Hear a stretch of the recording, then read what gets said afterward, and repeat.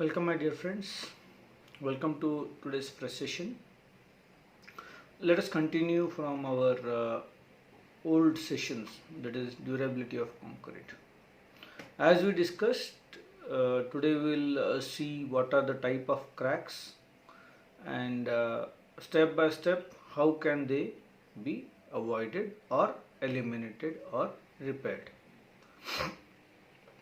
As we discussed earlier, we need to understand the root cause of cracks first. When we say root cause of crack, we must be careful that the root cause may be related to workmanship or the natural areas. When we see type of cracks as a word, the first thing in our mind comes is plastic shrinkage cracks or shrinkage cracks, right? Then comes structural crack or structural deformation of the concrete, and then any other else. So let us understand what are the shrinkage type of cracks, because as we can see or we can experience, even in the shrinkage cracks there are many types of shrinkage cracks. That is, sometimes it will be a settlement cracks.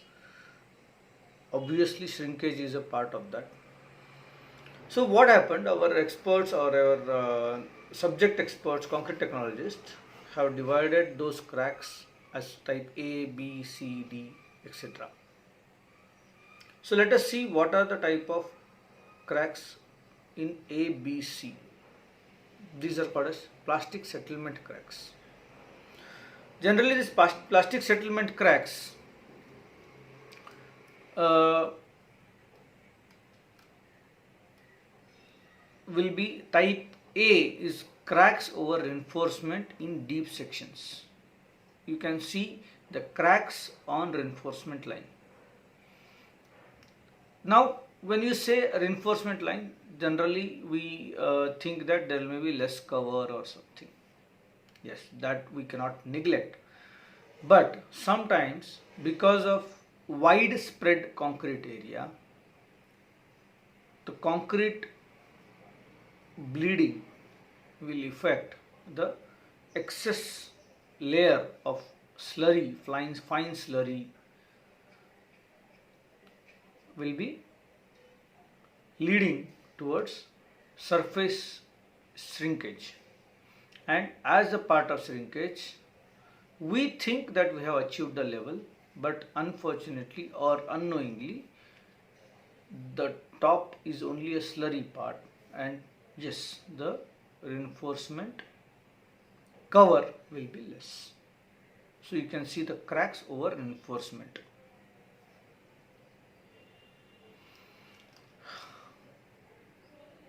In type B will be in compression members, that is a column, and you can see at the reinforcement areas the region will be same, but the slurry has crossed the reinforcement stirrups or ring and accumulated in the outer part of cover or cover area, and which has got settled down during or in between the cold joints. I don't have to explain what is the cold joint. Many people are aware already. And type C is a cracks at change of depth in slab or beam sections. We are very well experienced in putting hanging shutters nowadays. The shutter will be hanging, which will be only limited towards a change of depth areas where the top elevation is coming and changing its depth. So in those areas the settlement will happen at certain stages where the same slurry accumulates.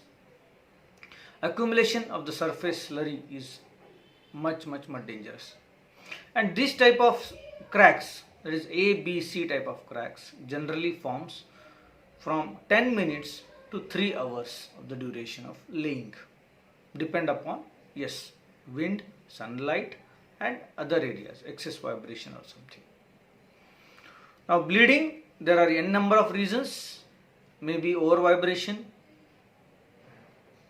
or maybe more fines or admixture dosage variation, right? Next comes is plastic shrinkage cracks. Generally, this cracks happens between half an hour to 6 hours duration of after laying, and these are been divided as type D, E, F. What is this? Generally, plastic shrinkage cracks. Type D crack generally happens when we are laying grade slabs or at the leveling course at the road, maybe some access. I'm not talking about proper road, but it may be access road. When we go as a road, it will come as a pavement quality concrete. So when we as a road, or you can say IPS floorings, all those things, right? When we lay them, the concrete is spread in such an area where surface is tend to dry faster as compared to its core, and surface is bigger, so the drying happens at very fast rate. That is called as a rapid early drying. Type E crack, that is random cracks in reinforced slabs. You cannot judge which direction the cracks are going. It will be in haphazard direction. You can see some pictures. That is, many times it happens because bleeding is happening in the concrete. Parallelly, drying is happening due to wind or any other reasons. So bleeding is accumulating the slurry and making a surface as the slurry, and then parallelly it is drying due to wind, and results in very fast drying of top layer compared to the core or the inside. Comes to type F crack. Cracks over reinforcement in slabs. The type A was on the foundations or deep sections. Here the cracks over reinforcement at the slab. What happens? Reason is same, but the section is a thinner, and you have a support from down or a bottom or underneath to support the slab.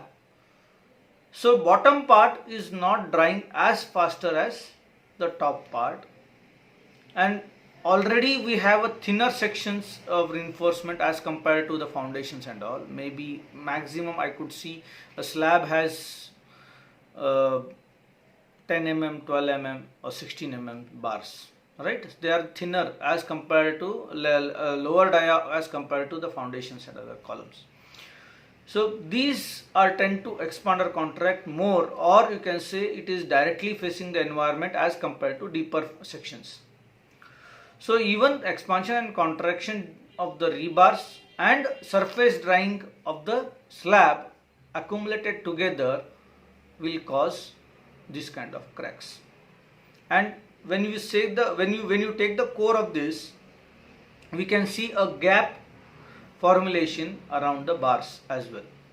The crack developed up to the bar and created a pocket around the bar. I'm not using the word as a debonding, because debonding is a different word. I'm talking about the crack around the bar. Bar will not be cracked, but it will be left the bond in that localized area. Early thermal contraction, that is type G and type H. This early thermal contraction will happen between 1 day to 3 weeks, that is 14 days, almost 14 to 20 days. Why this happens generally? This is because of external restraint cracks in thick wall or columns. You can see the photo here. The reason may be excess heat generation in the core or rapid cooling in freezing conditions, and maybe type H is internal restraint cracks which were formed earlier and it is propagating on the surface after some duration, and that may be excess thermal heating or temperature rise or temperature variation in the core during or after casting. So these are the early thermal contraction. Now what about long-term dry shrinkage? That is also a type of crack which comes in a type I. Long-term drying shrinkage will take around weeks and months to happen. Now, where this happens, see, drying shrinkage can be anywhere. It will be a vertical member, it may be a horizontal member, it may be a column, it may be a slab, it may be a wall. But you can see this contraction cracks or the drying shrinkage cracks. Generally, the reason may be excess shrinkage as compared to design, or casting of long wall at a stretch, because the thinner section, you have to limit the cross sectional area of the wall or a slab compared to its thickness. Sometimes we go retaining wall, we will go for casting around in the length of 30 meters, 70 meters, 80 meters, whatever, to achieve the progress. What the result is, we will get some cracks at every particular distance. And I'm telling with my experience at my many various projects, where I could get cracks at almost every length of 3 meters to 6 meters. If it is a tall retaining wall, I was getting at around 8 meters to 6 to 8 meters distance. Where it was a compound wall, I was getting at almost 3 meters. And there was a beam which they cast, not beam actually, it was just a inverted wall which was coming from slab. With the slab it was cast, and there we could get around every 1.5 meters. So it depends upon the thickness versus other criterias, but you can see these kind of cracks will not happen immediately. It will take weeks to months to propagate, and when it comes, you can see it in every intervals. Next comes is a crazing. These crazing are divided into two parts, that is type J and type K, and this crazing type of cracks will come between 1 day to 7 days, and sometimes it takes a bit delayed also. And this generally comes on a fair faced concrete, exposed concrete surfaces, or if it is a slab section, it will come on power floated slabs. It comes on. Now, the reason here is generally fair faced concrete structures which are not designed to be impermeable to water or air or heat. Transfers from core to surface or surface to core very fast. It dries that cracked surface and it will generate those cracks. Whereas the type K cracks generally happens due to traveling, okay, power travels, over traveling. I can share you a very common experience which you people might have already experienced.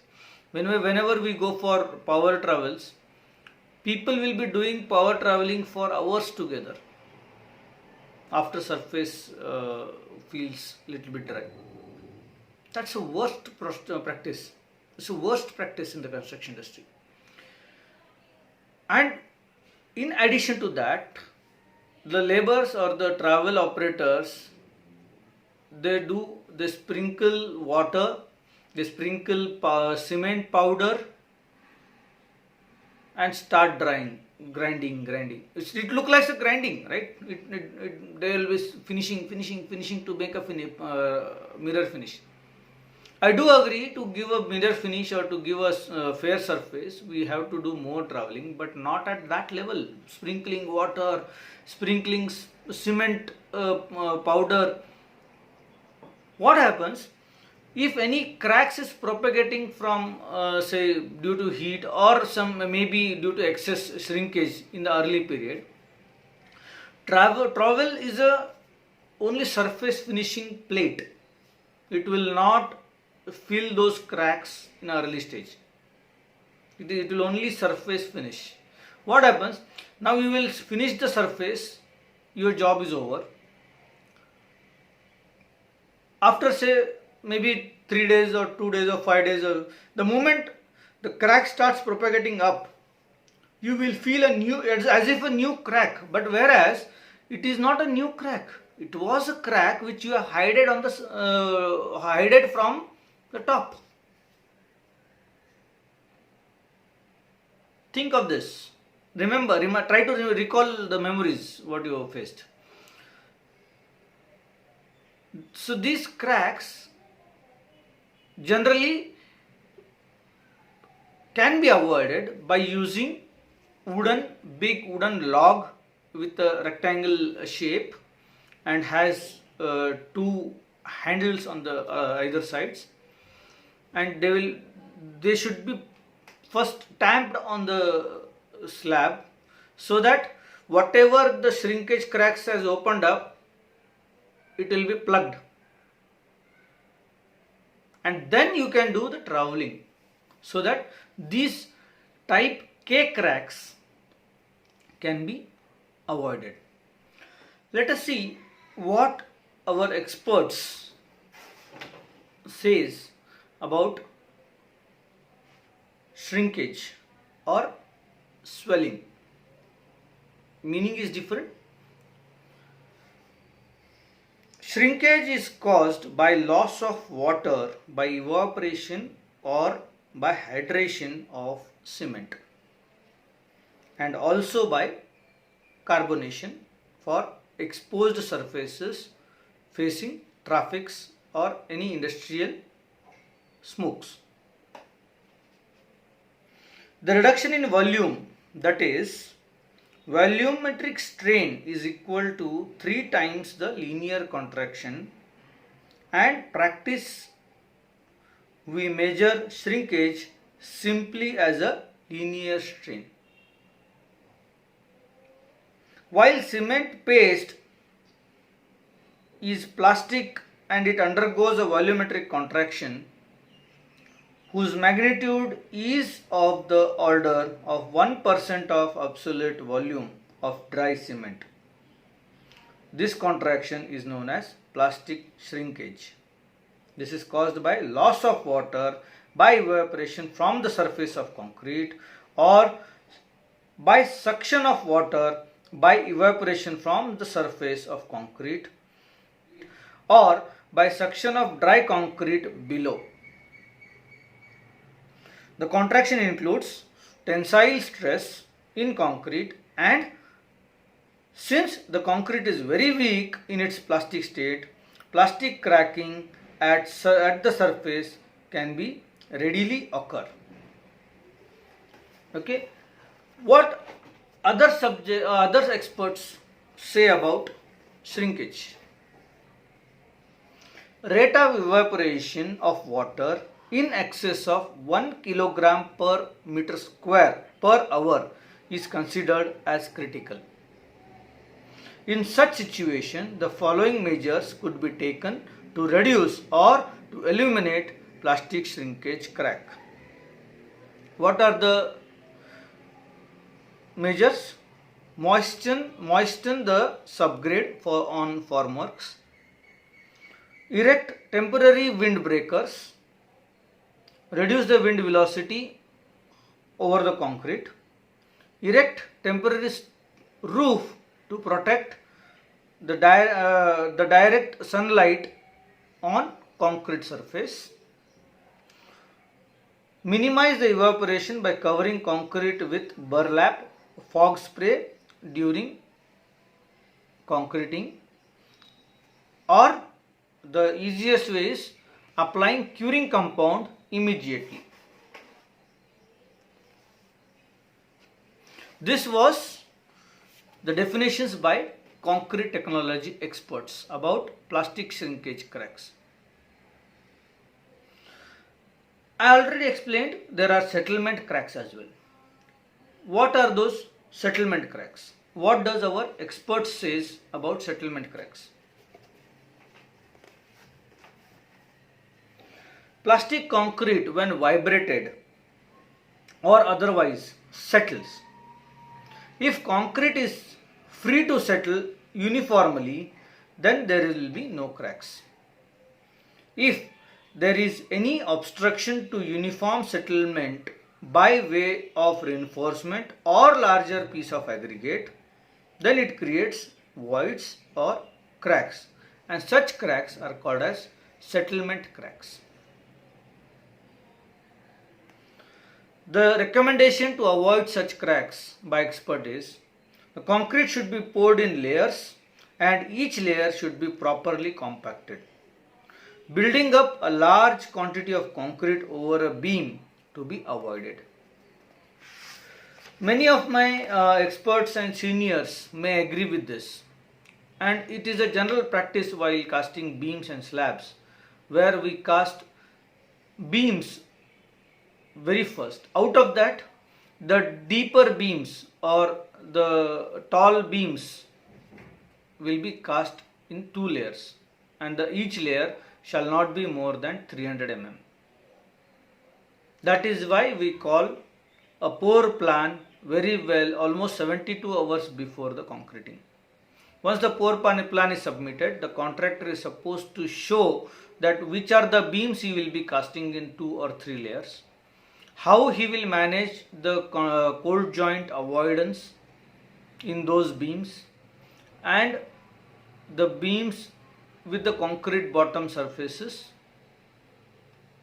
and how he will maintain the rate of pour. That is equally important. Now, sometimes settlement cracks and voids are severe and it needs to be grouting operators to seal them off. Revibration can be allowed in case concrete is in wet condition or unset condition. If concrete is showing a settlement process, a setting up process or initial setting process, please avoid vibration because you are affecting it towards segregation. I used another word called bleeding of the concrete. Let us understand what experts say about bleeding. Water being the largest and lightest ingredient as compared to the binders,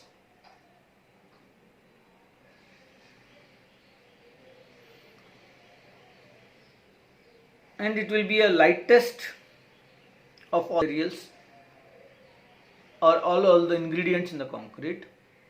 Water will try to always come up,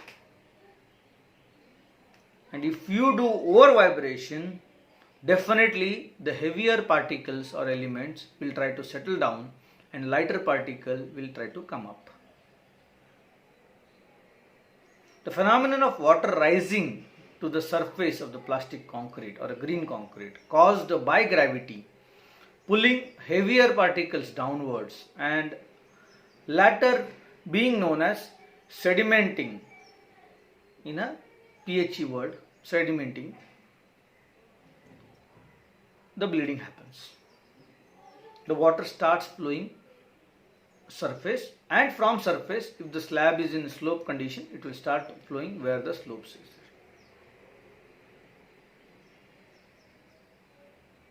So bleeding water gets trapped by flat or flaky pieces of aggregates inside the concrete while coming up.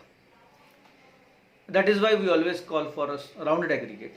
But if it is a flaky aggregate, water is trying to come up and flaky aggregate is trying to trap it, which creates voids around the aggregate because water is accumulated there, and during the process of setting up process, during the hydration process, the water gets evaporated and cavity forms inside.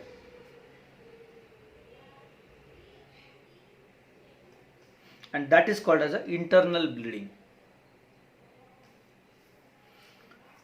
The water may further emerge out and accumulate on the surface of the top is a very common criteria.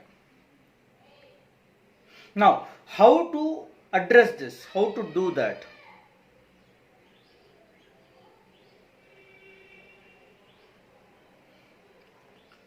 Limit your vibrations in the concrete. You are not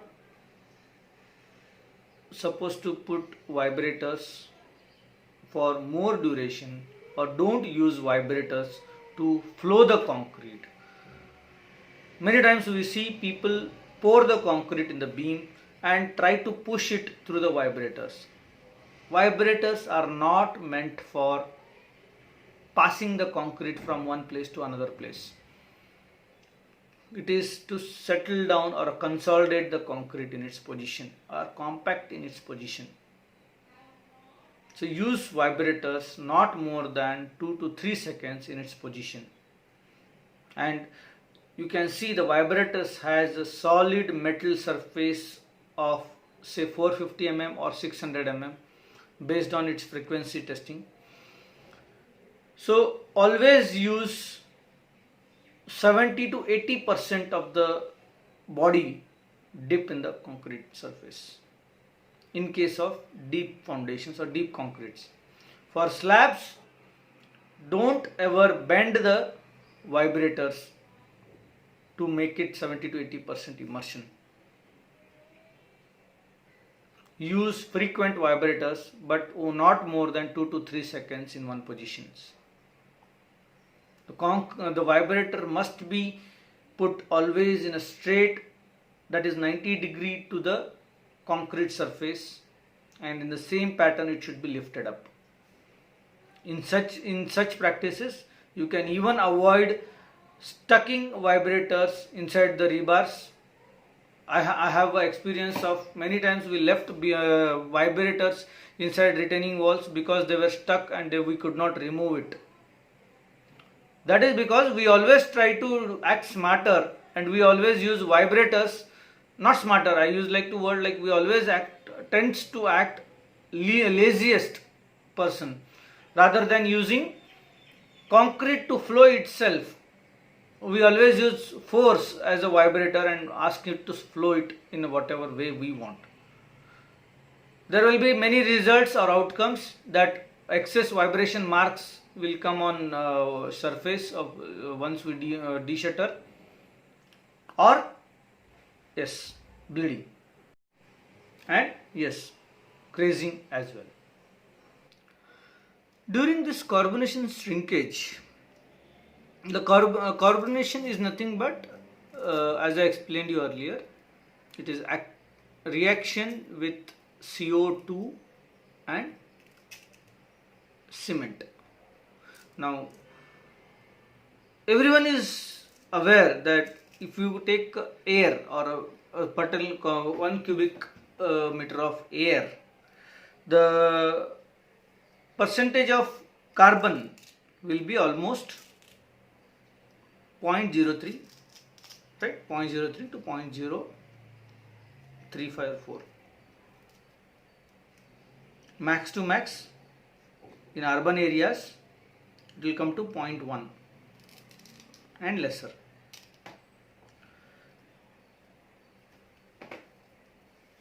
When this CO2 forms a carbonic acid,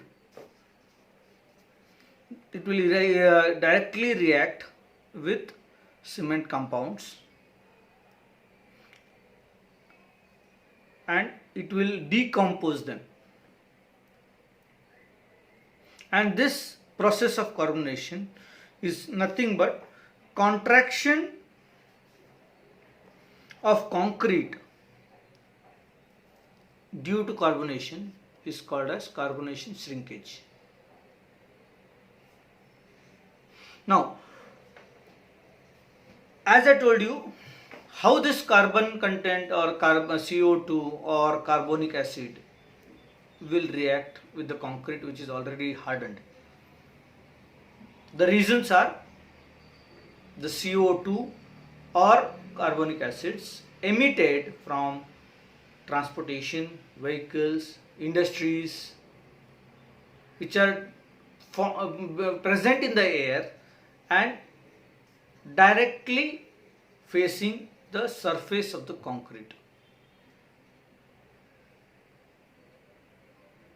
I don't have to explain you the detail how it faces, how it focuses, because we see the bridges, the dams, the buildings, right, the monuments with concrete surface, concrete exposed surfaces. The extent of carbonation can easily be determined by treating a fresh concrete surface with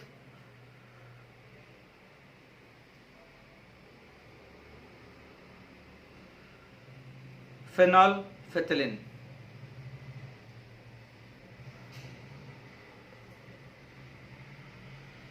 It is colored pink, while carbonated portion is uncolored. Generally, what happens when I don't have to explain you the decomposition meaning. Decomposition itself is self-sufficient to make you understand. So when the concrete started to decompose, it is nothing but it creates a hollow surfaces inside within the concrete, and that is why the paints or the surface coating with anti-carbonation are in demand for exposed surfaces like our bridges, flyovers, grade separators, ROBs. You might have seen a textured paint many times, and various colored shades will be painted or coated on the concrete before it opens for the public, and that coating is nothing but anti-carbonation coating. Generally, this anti-carbonation coating will come with 10 to 15 years warranty, and they always suggest that every 5 to 7 years you do a re-coating of these paints for better performance.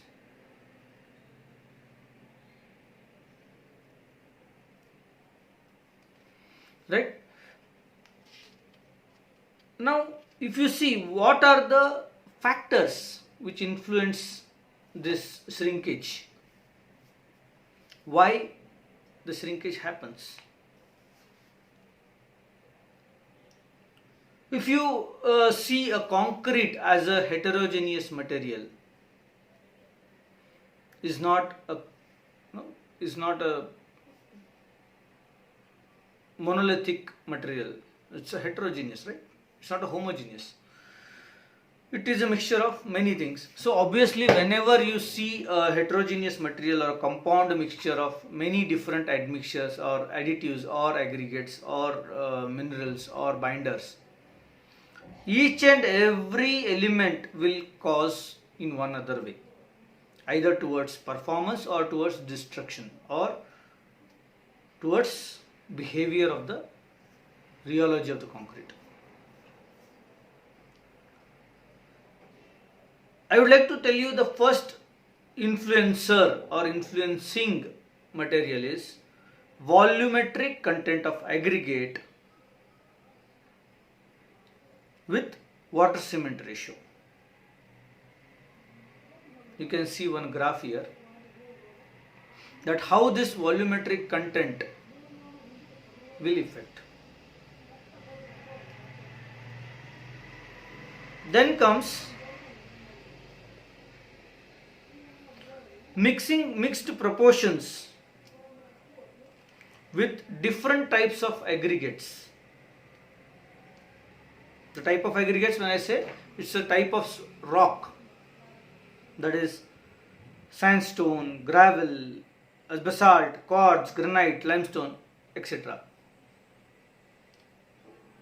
So the graph was drawn, you can see here, that shrinkage versus time using different aggregates and different type of aggregates.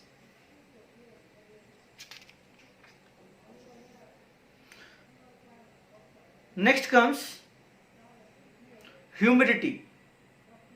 Relative humidity plays a major role. As I explained you, shrinkage, the humidity plays a major role. The more dry climate, the more the evaporation. Obviously, different humidity conditions, performance will be different, and the graph you can see here now, it is water cement ratio versus humidity and versus a storage of concrete duration. How many days you are storing in what kind of humidity for what kind of shrinkage was observed. You can see another picture here, that is cement content per cubic meter volume plays equal contribution towards concrete shrinkage. That is factors inspiring or affecting the shrinkage, right? The more the cement content we observed, higher the shrinkage, and higher the shrinkage, more the cement content, equally in the longer duration as well. It doesn't mean that lesser cement content will create less shrinkage. The criteria is again volume of aggregates, and then the percentage of moisture plays a major role. So definitely water stored in concrete, water trapped in the concrete versus moisture content of various materials